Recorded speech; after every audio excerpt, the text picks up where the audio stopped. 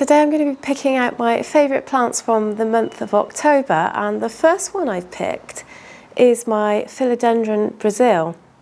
And the reason I've picked this one is because this one really struggled for a while. It had a lot of pest problems and I had to keep treating it and treating it, and it had thrips. And I think, touch wood, that we are finally through the other side, and you can see that this one has got loads of new growth coming in, which I'm just really happy about because I wasn't quite sure if this plant was going to make it. I had actually done quite a lot of propagating with this plant in order to make it fuller, and I'm actually starting to see the effects of that now. You can see it's starting to look much fuller on top. And honestly, I wasn't really expecting it to start properly growing again until the months got colder, but we've got loads and loads of new leaves and I can't actually see any pests anymore. That doesn't mean they're not there, but yeah, I'm thinking maybe I might be brave enough to take this one out of quarantine soon, but this is one of my favourite plants, so the fact that it's recovering from the pests and the fact that it's doing really well, that makes me really happy. I'm really glad. And yeah, hopefully this one will continue to go from strength to strength and I'll have a lovely full plant. Next is a plant that has actually really surprised me. It is the oxalis, and the reason this one surprised me is because I thought this one was actually going dormant. It appeared that the leaves were kind of dying back, and that is quite normal for this plant. It can go dormant in the colder months.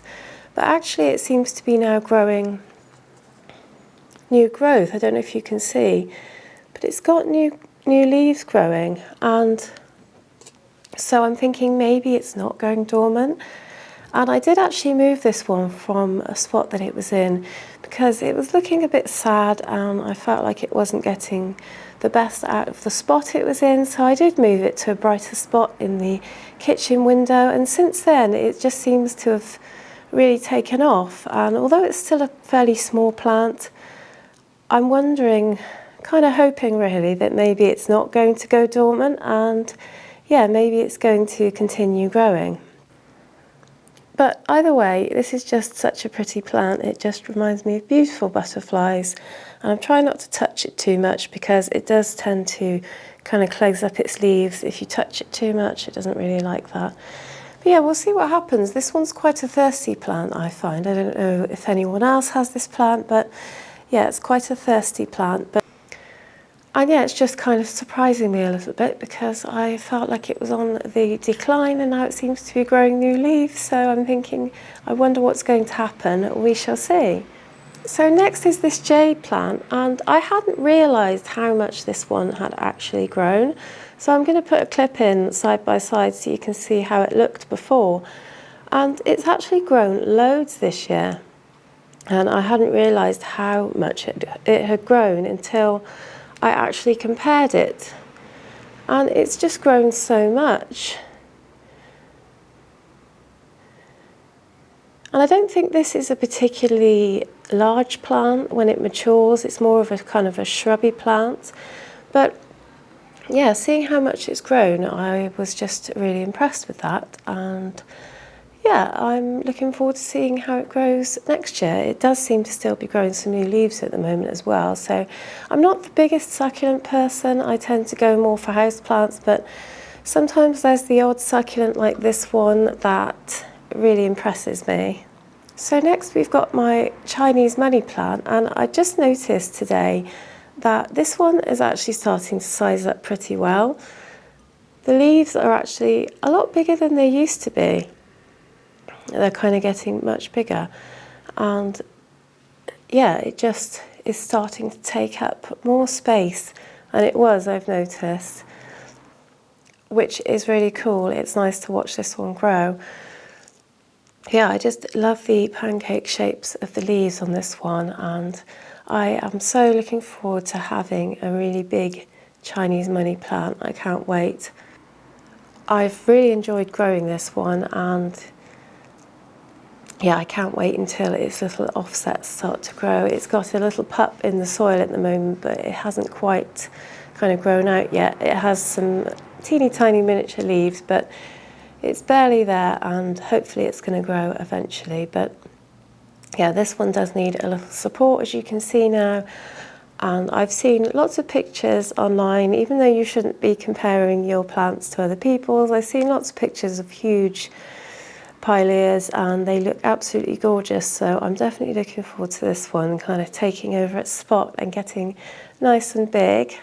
I recently repotted my purple passion plant, and I'm pleased to say it has actually settled in now. It recovered from its repot and it seems to be growing again, which is great news. It was really root bound and it needed a new pot, but you can see the very purple growth at the top. That's all lovely new growth, and just in time for the festive season. It's kind of festive, or I guess you could say it's a bit spooky for Halloween too. But yeah, really happy to see this one's growing back, and this one is a thirsty plant, so I'm kind of glad it's in a bigger pot now, because the watering was quite a lot to keep up with. So now it needs watering just a little bit less. But yeah, it's quite a thirsty plant, I find, and it does have some really cool colours. So yeah, it's getting very heavy now. This pot's quite heavy, and looking forward to seeing it vine. We're still not there yet. I think it needs to get to about, I think it was a foot long before it starts to vine, but we'll get there one day. I'm dreading to think if this needs another repotting though, because it's going to end up in a really huge pot eventually, but there you go. So next is my philodendron silver sword, and this is another one that I've been battling pests with. This one had thrips and it has been in quarantine for the longest time. I've had to spray it many times in order to control the thrips. The damage on some of the leaves is pretty bad, but I think I'm there now with getting it under control, which is great. This is a plant that I really love, so I wanted to really pull out all the stops to save this one. I was not willing to let this one go, and as a result it does have some deformed growth, and some of the growth at the top is kind of reverted back to being juvenile instead of mature, but that's okay. Hopefully over time this plant will continue to recover, and it is still growing as well. I expect it to start slowing up now because we're going into autumn, but just really happy that this plant has survived. And yeah, it's come through with some damage, but with it being one of my favourite plants, I've really worked hard to save this one, and I think actually today is the first day when I'm going to bring it out of quarantine and back into population. So I'm a little bit nervous about that, but at the same time quite excited to have it back in the general population. But yeah, philodendron silver sword, this has definitely become one of my all-time favourites. I've had this one for quite a while now, and it has grown fairly significantly.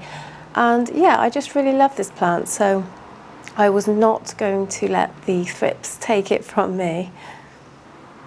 I really hope you enjoyed today's video. It's been just over a week since I posted, and that's because I've had the flu. Loads of people have.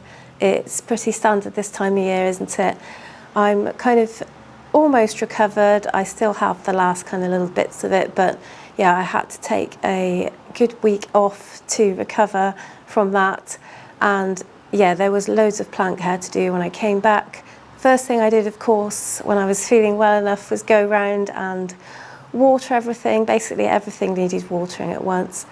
And then pest control was the next thing I needed to catch up on. There's a few spider mites kind of living it up on my plants at the moment, so I needed to take care of that. But yep, I had to take care of myself first. So normally I wouldn't leave such a huge gap between posting videos, so sorry about that, but sometimes you just got to take care of yourself.